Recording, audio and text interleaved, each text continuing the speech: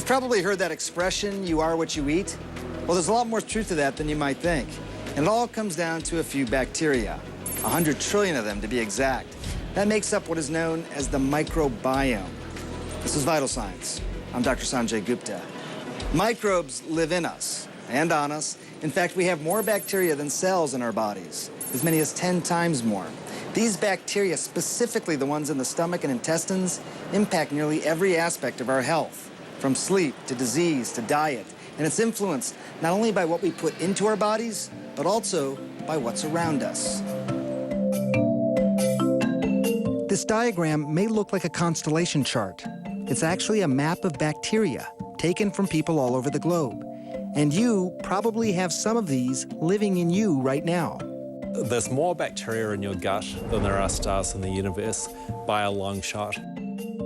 Rob Knight is mapping the human microbiome. The little dots are different kinds of bacteria, and we draw a line between two dots if that particular bacteria was found in that particular sample.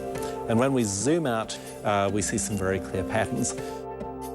What you see here is his brainchild, the American Gut Project. It's a citizen science research compilation, meaning the data is donated by the general public. It's also entirely crowdfunded. For $99 US, you can send your samples to the Knight Lab at UC San Diego and see what makes up your microbiome. By placing yourself on the map, you'll be able to diagnose particular conditions. And what we hope is ultimately we'll be able to develop a kind of microbial GPS that helps you drive your microbiome around on this map, defining where you are at the moment, where you would like to go in order to optimize your health. This is the picture 4 years in, with over 10,000 samples collected from 43 countries and counting. And they're only scratching the surface. So what do we know about these microbes? We know a tremendous amount about the microbiome compared to what we did only a decade ago. Now, for a human stool sample, usually 97 to 99% of the sequences are identifiable. On the other hand, we know very little about their functions. So it's like we have the name tags for a whole lot of people at a party, but we don't know what they do. What makes this particularly hard is the diversity of microbiomes, and that they change every day. Each of us is changing our microbiomes right now through things like the foods we eat, the spaces that we live and work in, the people who we live and work with. Well, we're all 99.99% identical in terms of the human genome, whereas you might be 90% different from the person you're sitting next to in terms of your microbiome. No two microbiomes are the same. It's unique to each of us. The microbiome is made up of all the microbes in and on our body. Fungi, bacteria, viruses, for example. Most of these live in our gut, primarily in the large intestine. Researchers estimate that the total surface area of our gut is 3,000 square feet. That's larger than a tennis court. All those microbes outnumber our human cells around 10 to 1, making us more bacteria than human. In fact, if you weighed the microbiome, it would be as much as 5 pounds. Think of how many microscopic bacteria and fungi it would take to add up to that weight. It's roughly 100 trillion of them, in case you were wondering. And while some might get grossed out with words like bacteria and fungi, the microbiome is the peacekeeper of our bodies, helping us digest our foods, fight disease, and regulate our immune system. We ask a lot of questions of the participants in American Gut. So there's an extensive questionnaire that covers everything from what type of diet you have to how many hours sleep you get at night to how much exercise you get, and all kinds of things that no one had any idea were linked to the microbiome when we started the project. Knight says that out of all these factors, your diet has the biggest impact on your microbiome. It really matters a lot what you ate over the last 6 months to a year. One exception to that, though, is the number of different kinds of plants people eat, and that seems to have a very big impact on the microbiome. That sort of points to the observational nature of these studies like American Gut. You really need to take it into more well-defined experiments to find out what the connections are and whether the microbiome is driving the difference in health or the difference in lifestyle, or whether the lifestyle is driving the microbiome. This project could be game-changing and potentially gut-changing as well. These microbes are involved in a number of diseases as varied as diabetes, autism, Parkinson's. And so this is another avenue or another piece to the puzzle. And so I really think that as we unravel the mysteries and figure out exactly how the microbiome is associated with these different diseases, we'll be able to use that information to maybe improve diagnoses, but also treatments as well. Meet Embriet Hyde, self-proclaimed microbial enthusiast and 3-time tester of her own microbiome. She also manages the American Gut Project at UC San Diego. So when I took this sample, it was actually just after Thanksgiving in 2015. I traveled to Michigan to visit my family. Diet certainly changed. But on top of that, you can imagine that the weather in Michigan in November is a lot different from the weather in San Diego in Michigan. And so there's a lot of different components affecting my microbiome. This was collected in January 2016. After the holidays, I was pretty much just in my normal daily routine schedule. If you look at the list of the bacteria that were present in my sample, the top 4 are still the top 4. And so that started to indicate to me that my microbiome is pretty stable over time. So this third sample was taken about 8 months after the second one. And this one is particularly interesting because this was collected on day 7 of an antibiotic regimen. So I probably lost half of the Bacteroides present in my sample after this antibiotic regimen. But what I found even more impressive about this was that my top 4 were still my top 4. Pretty stable across time, at least over this year time period, even though I'm doing different things daily to my microbiome that can have a big effect. Being human isn't necessarily what we thought it was. We are a superorganism. We have our own cells, but we also have these invisible microbial creatures living in us and on us, and they have a bigger effect on us than we really thought about before.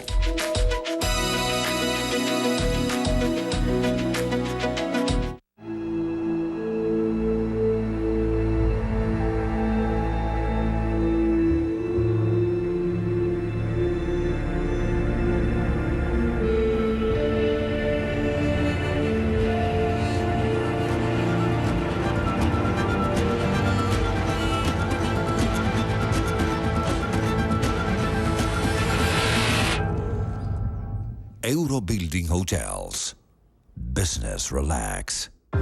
Amanpour. Weekdays on CNN.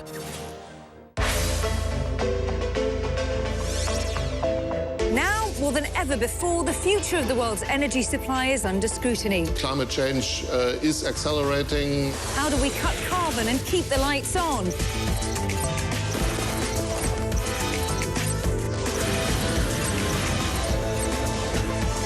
Join me, Nina Dos Santos, as we search for solutions in Kazakhstan on Powering Your World. Sunday on CNN. We cover major breaking news from around the world. Michael and I deliver it so our viewers feel like they're having a conversation with us. Our hours are perfect for kicking off the day's news cycle. Join me, Kate Baldwin, for the latest in U.S. politics. We have smart discussions and a whole lot of fun. State of America, weekdays on CNN. And get more State of America on the new podcast. Subscribe now with your favorite app.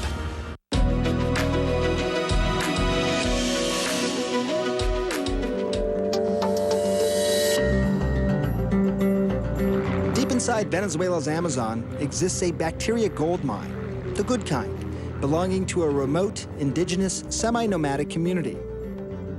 Undiscovered until 2008, the Yanomami happened to host the most diverse human microbiome ever recorded. They have about twice the diversity westernized U.S. population has. Pristine microbiomes, largely untouched by modern-day medicine or members outside their community. Researchers wondered, what have we lost and how? So these are extremely healthy people, and we want to understand what they have, how they function with their microbes, how their microbes provide health, and compare their microbiota and functions with ours. So we are trying to understand what's their advantage.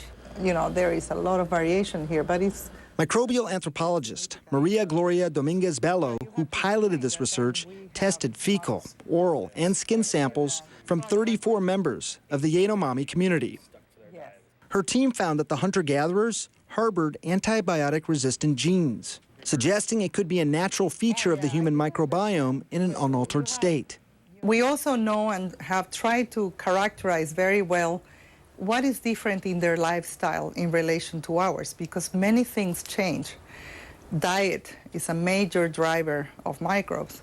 And so we want to understand what is it that is modulated by diet or that may have disappeared with antibiotics, that may not have been acquired from birth because of a C-section or because of antibiotics. The first microbes a newborn receives comes from the mother's fluids if delivered vaginally, whereas infants born via cesarean section do not. Some scientists theorize that these children may then miss out on important microbes that shape their immune system and their lifelong health. Those are the pioneer microbes that arrive in our skin, mouth, nose, and they establish there and start talking to our immune system. Those will be considered friends. But every time we take an antibiotic, and especially during very early age, the assembly of these communities is disrupted by the antibiotics. It's a tremendous effect because, by definition, antibiotics kill bacteria. It is thought that antibiotics, rigorous hygiene practices, and highly processed foods have decreased the diversity of microbiomes in the developed world. C-section and antibiotics, we think, are probably the major drivers, but also water. We drink chlorinated water. What is the effect of chlorinated water? We don't know that. Scientists are hopeful that the key to driving optimal health lies within the microbiome. That's why I'm dedicating my life to this research. I think we have lost important microbes.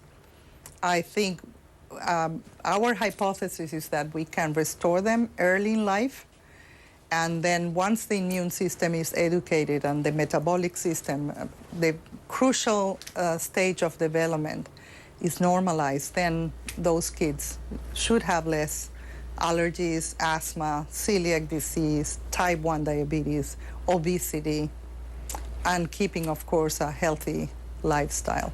Eventually, the whole world will converge into a single lifestyle. I think the window is closing. More and more, we go back to places, and in a year, we see that people have already been pretty much integrated. Of course, there is a big dilemma for them. They mostly want to remain in their lands, but they want technology and medicine. So is that achievable? I think so, but it's a big challenge. So we want to save that biodiversity before it disappears. A snapshot of a culture suspected to have been left alone for some 11,000 years. These Amazonian samples can perhaps give us some insight into how our microbiomes have evolved and possibly help treat chronic illnesses. The microbiome is such a fascinating window into our health and our environment. In fact, one laboratory in Boston has discovered that it can save lives as well. As my colleague, senior medical correspondent Elizabeth Cohen explains, one man's waste is another man's medicine. Today is the big day. For Eric, a 24-year-old research assistant at MIT, nature is calling. So he hops a train and then a bus. He passes countless toilets, but doesn't use them. Only stopping a full 30 minutes later inside this men's room. I'm gonna put this down first, and then this, and then I'm gonna close the lid. Eric is a poop donor, and a pit stop here can save lives. Eric, how's it going in there? Things are going smoothly. Good, good. So is this just like regular pooping, or do you do something special? It is as normal as can be. This is Open Biome. They've developed a way to turn poop into a treatment for Clostridium difficile. The infection kills 15,000 Americans a year and sickens 500,000. I have donated 29 times, which has resulted in 133 treatments, which is pretty great. And that has resulted in about $1,000. 97% of people who want to donate poop are rejected, maybe because they've recently traveled to certain places or used antibiotics or gotten a tattoo. This, I would say, is a Bristol 5. Lab technician Christina Kim demonstrates how they make the treatment. Poop that's too hard or too soft won't work. It's very descriptive, like a dry cured sausage. Yes, it's very soft descriptive. blobs, fluffy pieces. Yeah. Did you write this? No, it's actually an established medical chart. A saline solution is added, then it gets sloshed around to filter out fiber. What's left behind is a liquid teeming with healthy bacteria. This is either administered bottom up through a colonoscopy. Yes. Or top down through a tube in the nose. Yes, a tube that travels all the way from your nose down to your intestines, our target area of delivery. So the healthy microbes from Eric's poop will sort of chase out the sick microbes that the patient has. Exactly. It's called a fecal transplant. Inside this freezer, the 133 treatments Eric's provided. The bacteria inside them are still alive, cryogenically preserved at negative 112 degrees. I never thought I'd be staring at my poop frozen in a freezer, destined to help people across the country. It's really cool. Did you do all this for the money? No, the money was nice for sure, but it's about helping people.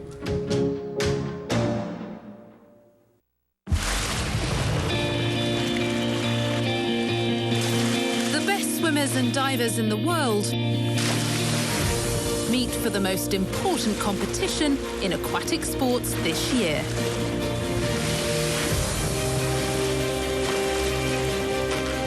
Join me, Christina McFarlane, in Budapest, Hungary for CNN's coverage of the FINA World Championships.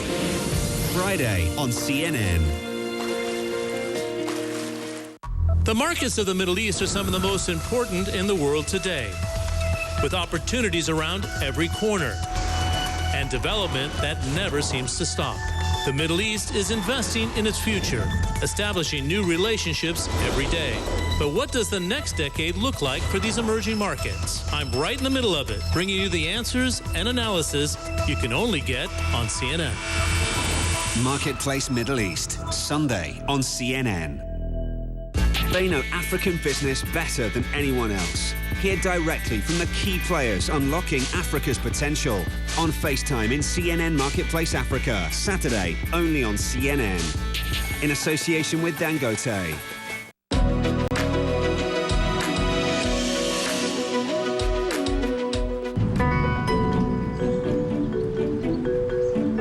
For Joe Kabuchi, every healthy day is a blessing.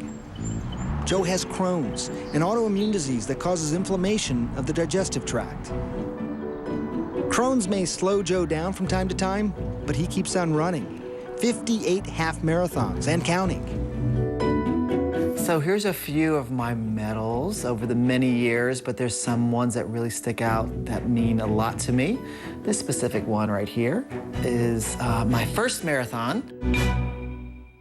So I was diagnosed at age 11 with Crohn's disease, and that was a little over 40 years ago. So I've lived this struggle for a long time, and the physician thought I had making a mental illness. He thought I had extreme anxiety because he didn't quite understand why I didn't want to leave the home. Crohn's is a type of inflammatory bowel disease. Symptoms are debilitating, often embarrassing for sufferers. They include severe diarrhea, abdominal pain, and fatigue. I have to say I'm a GPS for restrooms. I always carry a change of clothes with me, just in case, no matter where I'm going. But what really is Crohn's disease? And what does it have to do with the microbiome? Crohn's disease is a chronic inflammation of the intestines, and it's a condition that can affect any segment of the intestine, though most commonly the small intestine. And, Crohn's disease and ulcerative colitis are really artificial names. I mean, Crohn's disease was named after Burl B. Crohn at Mount Sinai, and ulcerative colitis is simply called what it is. But really, it's IBD1, IBD2. Dr. Doug Wolf has been diagnosing inflammatory bowel diseases for 25 years, and he says some cases respond better to medicine and some by tweaking the microbiome.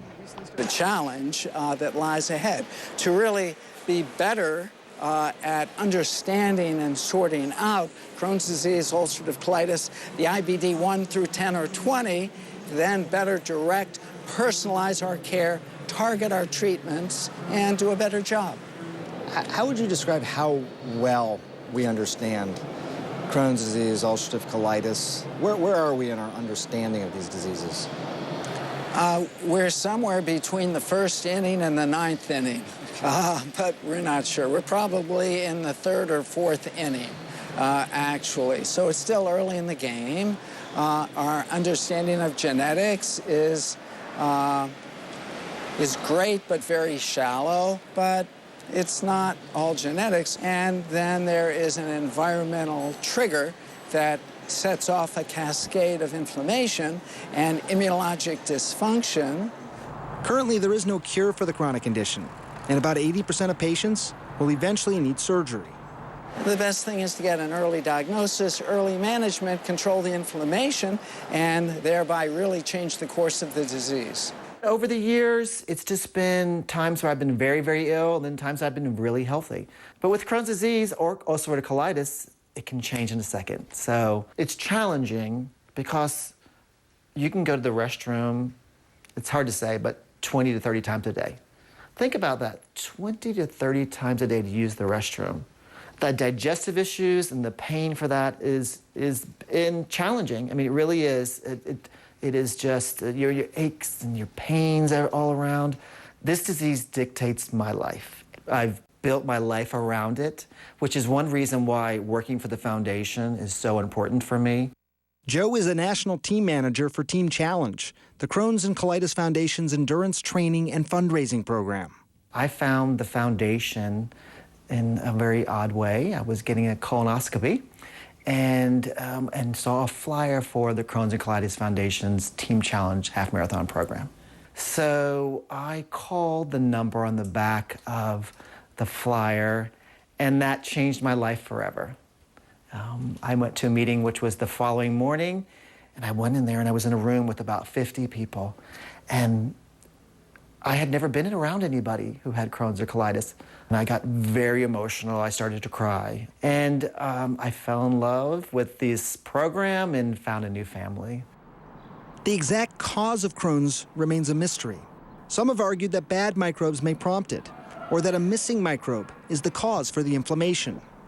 How much does our personal microbiome play a role? Could you predict if someone is more likely to develop inflammatory bowel disease based on their microbiome? Yeah, there is a pre-existing state. I think that we're really with trying to understand and certainly trying to manipulate the microbiome. We're really at the tip of the iceberg. But I think that it's pretty clear that there is importance to the microbiome, and there are things that we can do to tweak it. What do the treatment options look like now for someone who has Crohn's disease? So now we've got at least 7 biologics for Crohn's disease and ulcerative colitis, and now we have to figure out how to use them best. Should it be for an indefinite period or for a few years? We're not sure. When you meet a patient and they now have this diagnosis of inflammatory bowel disease, you're having the first conversation with them, and they want to know, what's my life going to be like? What do you tell them? There truly are no limits because of the diagnosis. People typically have normal lives and normal life expectancies. Joe is the perfect example. I love running. I can't begin to describe it to you. Many races, it's hard to believe 58 of them have happened. Crohn's impacts me when I'm training or running. I'm always fearful of having to use the bathroom. I'm getting much better. I do proper nutrition and I eat certain things that I know that work for me, but it is something that I constantly think about. When I'm heading to the race, I'm making sure that I can find the restroom first. And I have to know on the course, where are the restrooms? Having Crohn's disease used to be something that I didn't want to discuss. Now I'm open all the time to discussing it because I know that by saying that I have Crohn's disease, that I can make a difference. Because the microbiome is constantly changing and differs from person to person, it's not yet clear how best to encourage and maintain a healthy gut. Research has potentially linked poor gut microbiomes with diseases as varied as Parkinson's, autism, obesity, and as we just saw, Crohn's and ulcerative colitis. And the key to treating illnesses and leading a healthy lifestyle may lie within the symbiotic relationship between microbes and humans.